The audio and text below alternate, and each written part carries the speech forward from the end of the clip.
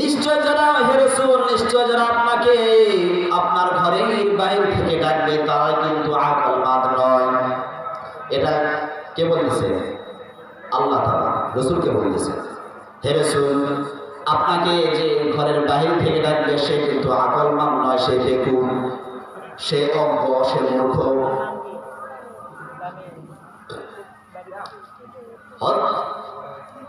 মদিনাতে রাসূলুল্লাহ সাল্লাল্লাহু আলাইহি ওয়াসাল্লাম ছিলেন।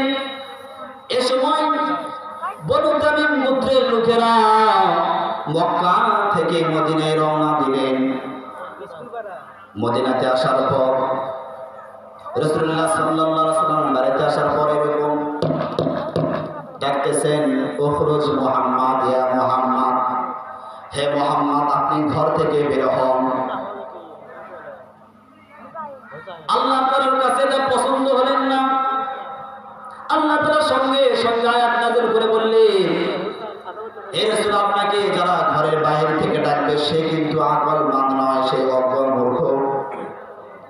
পরে আয়াতে বলেন, ওয়ালাউ আন্নাহুম সাবারু হাত্তা তাখরাজা ইলাইহিম লাকানা খায়রাল লাহুম ওয়াল্লাহু গফুরুর রহিম।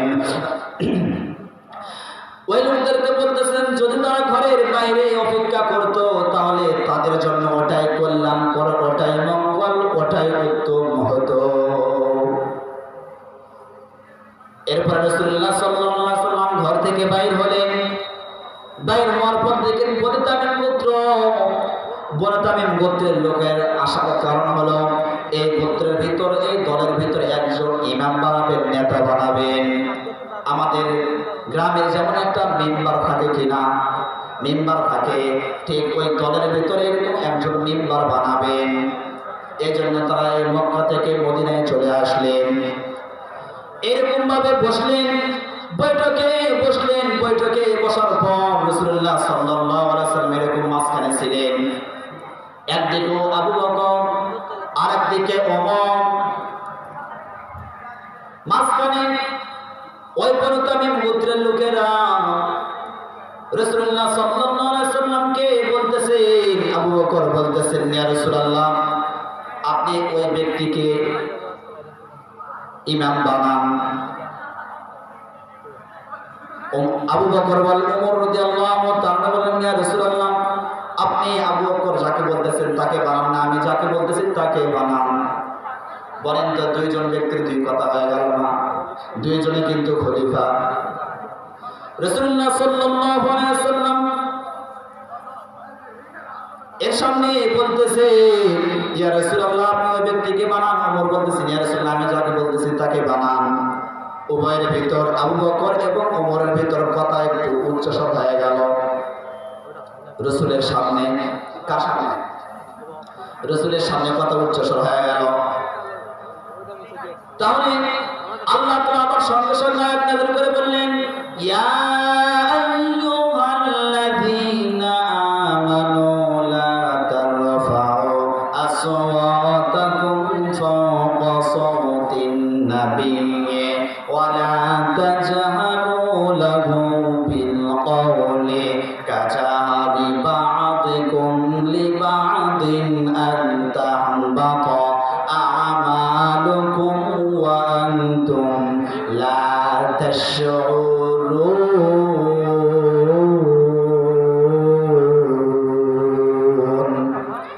রব্বুল আলামিন বলেন, হে ঈমানদার গণেরা, লা তারফাউ আসওয়াতাকুম, তোমাদের কণ্ঠকে উঁচু করিও না, আসওয়াতাকুম ফাওকা সাওতিন নবী, নবীদের কণ্ঠের উপর তোমরা তোমাদের কণ্ঠ উঁচু করিও না।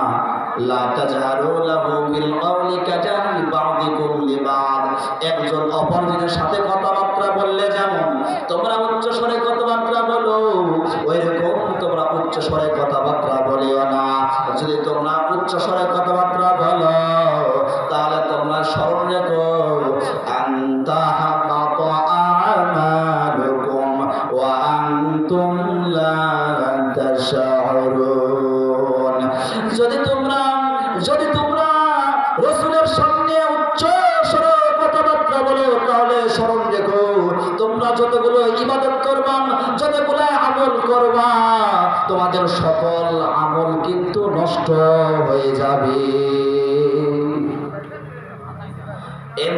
এ মুসলমান, হযরত আব্দুল্লাহ ইবনে আব্বাস রাদিয়াল্লাহু তাআলা আনহু এই তিনটি সমন্বয় আয়াতের ব্যাখ্যা করেছেন কি জানেন?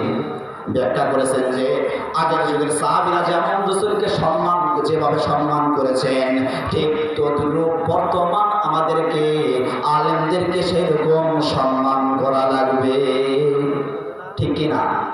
এখন বলতে পারেন হুজুর, রাসূল তো রাহমাতুল লিল আলামিন, আলেম তো রাহমাতুল লিল আলামিন নয়।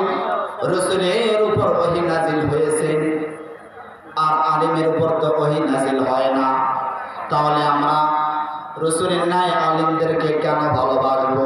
প্রশ্ন হতে পারে কিনা? এর উত্তরও আছে, শোনেন।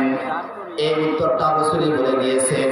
রাসূলুল্লাহ সাল্লাল্লাহু আলাইহি সাল্লাম বলেন, ইন্নাল উলামা ওয়ারাসাতুল আম্বিয়া ওয়া ইন্নাল আম্বিয়া লাম ইওয়ারিসু দীনারাম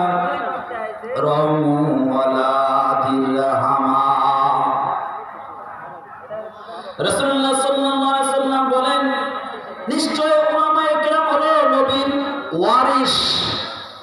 নবীর ওয়ারিস। এটা কিসের ওয়ারিস? 10 বিঘা জমির কি ওয়ারিস? 1000 টাকা রেখে গেছেন, এই টাকার কি ওয়ারিস? এটা কিসের ওয়ারিস জানেন? লা দিরহাম, লা দিনার, কোন দিরহাম লা দিনারের কোন ওয়ারিস নাই। এই ওয়ারিস হলো এলেমের ওয়ারিস। তাহলে এক নাম্বার আমরা খুঁজে পাইলাম, উলামায়ে কেরাম হলো নবীর ওয়ারিস। নবীর ওয়ারিসদেরকে আমাদেরকে অবশ্যই সম্মান করা লাগবে, ঠিক কি না? 2 নাম্বার হলো, দুনিয়াতে রাসূল যা করে গিয়েছেন, বর্তমান নবী রাসূল কিন্তু সেগুলোই করে যাচ্ছে, না উলামায়ে কেরাম কিন্তু সেগুলোই করে যাচ্ছেন। বলতে পারেন কিভাবে? আমি বলি। হযরতে ইব্রাহিম আলাইহিস সালাম দুনিয়াতে রাসূল আসবেন, দুনিয়াতে আসিয়া কি কাজ করবেন, এই কাজ সম্পর্কে আল্লাহ তাআলার নিকটে হযরতে ইব্রাহিম আলাইহিস সালাম দোয়া করেছিলেন। কি দোয়া করেছিলেন দেখেন, আল্লাহ রাব্বুল আলামিন বলেন, রব্বানা ওয়া বা'আস ফীহিম রাসূলাম মিনহুম ইয়াতলু আলাইহিম আয়াতিকা ওয়া ইউআল্লিমুহুমুল কিতাবা ওয়াল হিকমা ইন্নাকা আনতাল আজিজুল হাকীম। চিল্লা বলেন না আল্লাহু আকবার। এ মুসলমান, রব্বুল আলামিন হযরত ইব্রাহিম আলাইহিস সালাম আল্লাহ তাআলার নিকটে দোয়া করতেছেন, আল্লাহ যে রাসূলটা আসবেন, এই রাসূলটা আসিয়া দুনিয়াতে যেন আসিয়া 4টি কাজ করে। কয়টি কাজ? 4টি কাজ করে। 1 নাম্বার হলো, রব্বানা ওয়া বা'আস ফীহিম রাসূলাম মিনহুম ইয়াতলু আলাইহিম। 1 নাম্বার হলো কোরআন তেলাওয়াত করবে, ইয়াতলু আলাইহিম আয়াতিকা ওয়া ইউআল্লিমুহুমুল কিতাব। 2 নাম্বার হলো কিতাব শিক্ষা দিবে। 3 নাম্বার হলো হিকমত শিক্ষা দিবে। 4 নাম্বার হলো ওয়াইজাক্কিহিম। 4 নাম্বার হলো যারা নাপাকি থাকবে তাদেরকে পবিত্রতা করবে। চিল্লা বলেন না সুবহানাল্লাহ। তাহলে একটু চিন্তা করে দেখেন, রাসূলুল্লাহ সাল্লাল্লাহু আলাইহি সাল্লামের জামানার পূর্বে আরো কিন্তু রাসূল বা আরো কিন্তু নবী রাসূল আসছিলেন। কি বলেন? নূহ নবী আসেন, আদম নবী আসেন। তবে মনে রাখবেন, যে উম্মত আসছে সে উম্মতের জন্য একটা নবীও পাঠিয়ে দিয়েছেন। নূহ নবী আসছেন, নূহ নবীর পর, নূহ নবী আসার পর